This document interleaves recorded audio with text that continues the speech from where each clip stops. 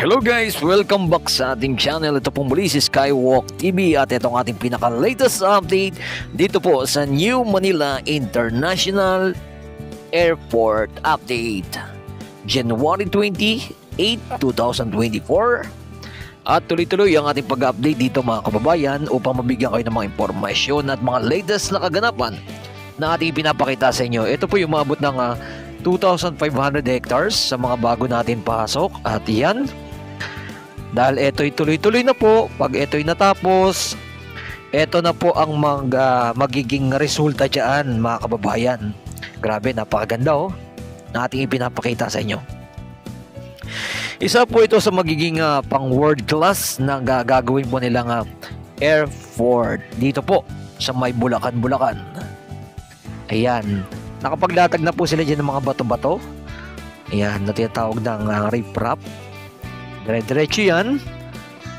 Dahil ito'y sobrang lawak mga kababayan. Tuloy-tuloy nating in-update na ating ipinapakita sa inyo. Ayan.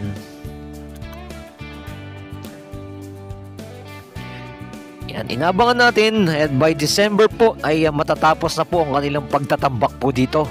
At next year, 2025 ay sisimulan na po gawin ang airport. Yan ang ating mga abangan sa mga hinaharap na ating ipinapakita sa inyo dahil sobrang lawak. Ayan, no?